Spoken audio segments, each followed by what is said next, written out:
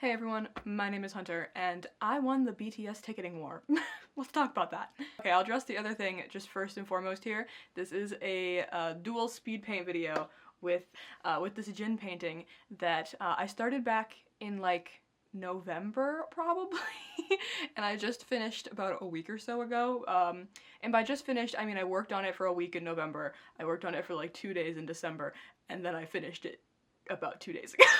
It had just been sitting on my desk for months with only the detailing in his coat left to do, and I just gave up on it, but I decided to finish it.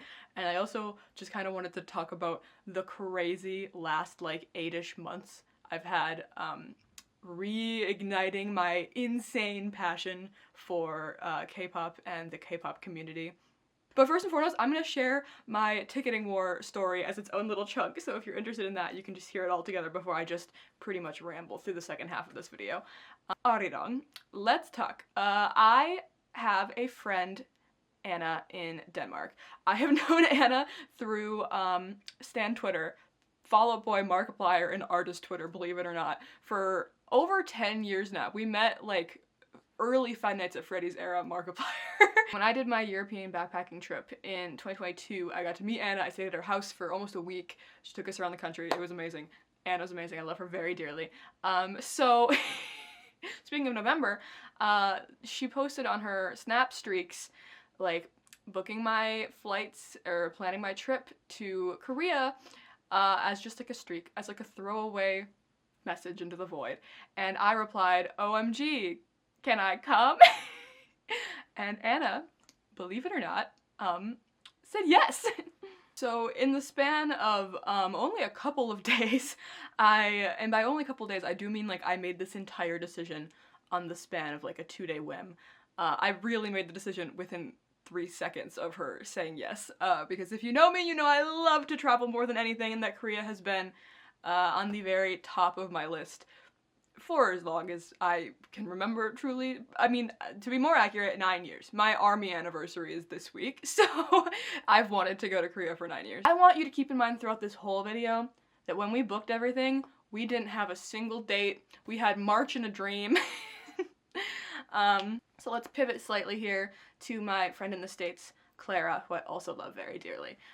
When ticketing was announced for Arirang, I had an army membership. I had prepared to buy one again for ticketing purposes, and only friend who has loved and known about BTS longer than me as far as all my in real life friends go, you know, like Claire's like a proper like 2014 era army, like truly makes my soul happy that we ran into each other on the first day of my first college job that I only had for like 3 months. Also, we happened to be in the same major, and then we just didn't really talk for 2 years, and then got back in contact, and now, oh, I love Claire very dearly. Claire is actually the one I went to see the Rose with last year. We planned, we prepped, we decided that I was going to be the one to do the ticketing war, because I have a lot of experience with ticketing war in my past life as an emo stan. I still am, to be clear, but they don't have the hyperfixation chokehold on my heart anymore. I stressed out so much for ticketing, guys. It actually felt like I was gonna throw up at certain points. But I decided to ticket at the local library because the house I'm currently living at, the most abysmal internet you will ever see. It's bad. It's very bad. So I literally, like, that morning, they opened an hour before ticketing started, so I went in and I just waited in the parking lot, and I waited for like 10 minutes and they weren't opening, and I panicked.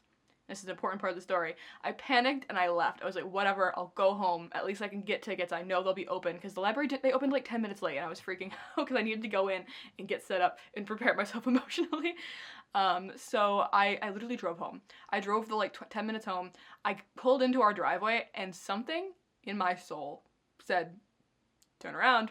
So it was so icy out also, because this is January in Wisconsin. So I pull into my driveway, I back up really precariously, and I drive back into town. And in that like literally 10-minute span of time, they had opened, and I went inside, I set up in the back room, away from other people. I put my headphones on, and at first I was just putting them on for like noise dampening, because I could not. I literally in my head was like, I can't listen to music right now, like I feel ill. And then last minute, like 5-10 minutes before it began, I swapped on a BTS playlist, and I was like, fuck it, we ball. I was willing to do anything at that point. And right as Q was counting down the final 30 seconds, the live version of Permission to Dance came on, and I was like, oh, this is a fun one to, I mean, any BTS song is good to, you know, any of them would have been fine. But then as I was waiting the final like 10 seconds of the countdown, I hear V in my ear and say, the wait is over, the time is now, so let's do it right. And this is the real reason I wanted to share this. I've never had a heart attack so immediate, so pure. I'll throw up my heart monitor on here because you can see my heart's racing, and then it drops because I think I died momentarily. I was 34th in the queue for Chicago. And, but now let's talk about the part that, broke my soul, because that alone, it was a miracle, and frankly, the end result, still a miracle. But it could have been better than it was, because when I tell you, I had front row center stage tickets in my hand, and I'll just jump right to it, I won't make it dramatic. My bank declined all of my credit cards and my debit card. It declined, locked all of them. I was panicking so hard, I was crying. I have crippling social anxiety in real life. This bypassed all of that immediately. I was on the phone with my banks, I was crying, I was trying to get my cards to unlock. The whole time I'm also like fighting with the queue, because I lost the front row seats, and then I got like 5th row seats, slightly more to the side, still in VIP, and my bank, at this point I was on the phone with Visa trying to get that card to open, and they did, thank God. But it was still being really frustrating, it was being so slow, and at this point Ticketmaster was crashing, because now there's thousands and thousands of people in the queue. And I ended up losing those seats as well while I was waiting for the card to unlock. And then I finally, after so much turmoil, I did get seats. I got floor seats for Chicago, but they're literally back row of floor, and they're not in VIP. I just want you all to think about what you would feel like if you were expecting to be like 20 to 100,000th in the queue, and suddenly you're 34th with front row seats and you lose it because your bank decides to decline the card. And now since then, since booking on my Korea stuff, all of my cards have been having a lot of frustrating issues where they keep getting locked, which is a whole other thing that I don't know what's going on right now, because like I said, I did 10 countries in Europe in 2022 and 2023 and never had any of these locking card problems, but they just keep flagging everything as suspicious now, and it's really frustrating.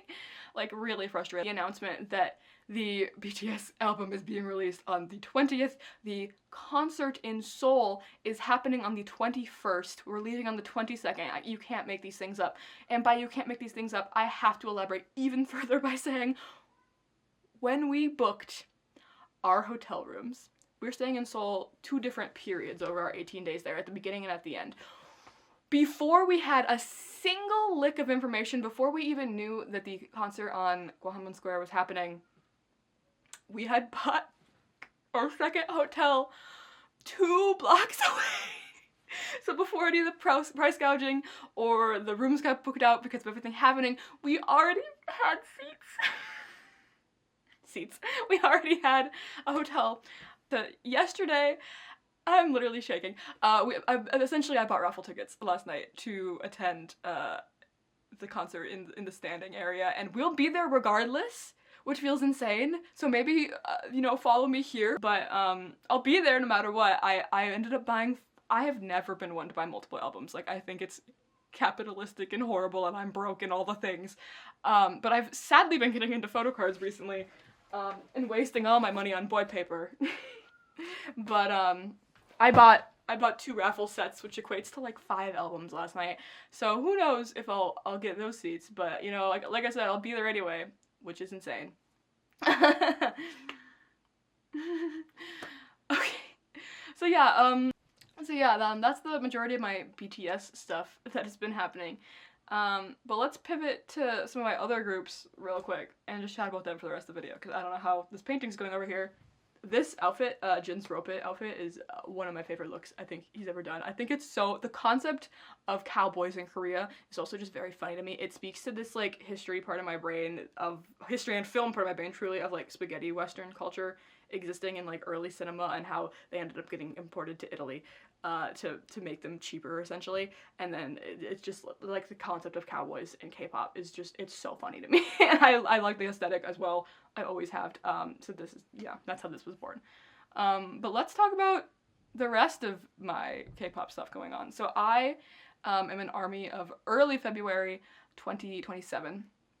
I was hardcore, crazy, obsessed, fangirl to the max status until about late 2021. BTS had enlisted, and I was a little less active because that was also the exact same time I started college, which did not help, or graduated high school, started college. But then, this is a trigger warning for, talk about suicide. When I got into K-pop in 2027, my main group was obviously BTS, and then shortly after was followed by GOT7, The Rose, but mostly at that time, Astro. Astro bias, since basically the second or third month I ever even found out what K-pop was Moonbin, Binny, and of course, he unfortunately passed away around that time, and it kind of broke me at a period where I was already now starting college and about to travel Europe for 2 years, so I almost entirely fell out of K-pop for the majority of, if you heard that, that's a cat growling, sorry. I almost entirely fell out of K-pop for... She's fine, trust me. Because I was also incredibly depressed those 2 years, like the most I've ever been in my life, and getting back into K-pop this last year has brought me more joy than almost anything else in my life, which sounds insane, but like but like the community I feel in K-pop and the creativity and the passion and the beautiful concepts and boys. Truly the best thing in the world.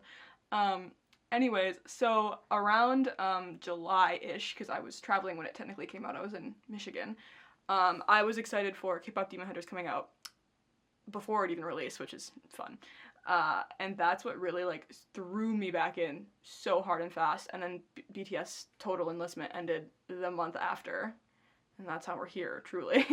But I just want to talk about what a great time it is right now, specifically in the history of K-pop and whatever the hell 5th gen is, to be a K-pop fan, because oh my god, is it crazy out here. Like, I was in the trenches for 5-6 years there, and it's more intense and insane now than I've ever seen it. Like, holy crap. We got the 17 Sungkwan and DK unit release on the same day that Aldi debuted, which, by the way, I had been following Aldi all last year, and all 3 of my boys debuted, like my 3 picks. My 1 pick debuted in Modesty, which was a spin-off show, which now I have to stay in 2 groups. Great, love that for me. And then Jinlong and Junso both made it into the debut group, so I was freaking out that whole week. Ateez announced their comeback as well, and that just happened last week. I haven't had time to slide it properly into my shelf yet, but that's right here. I bought all of these light sticks. Of course, I mentioned before, I also attended the Rose late last year after standing them, like I said, since 2017. I got to see them for the first time. Their batteries are dead. I'm sorry about that. Speaking of Aldi, like, I bought all of their albums. I'm wearing their necklace right now. I'm very introverted my whole life, unless it's like in online spaces, because I've been in fandom online spaces since I was 10, truly, with Club Penguin. I went to my first ever K-pop random play dance at Maplewood Mall. I got to go with Clara and with my ex-work wife, Grace, who I had such a good time. That was so much fun, getting to see people dance their hearts out and just know that other people in this general area like K-pop even 10th as much as I do. Some of them probably 10 times more than I do, which seems insane. They even like at that point, Aldi's album had been out for like 5 days, and they danced to Formula, and like 20 people knew it. I was flabbergasted.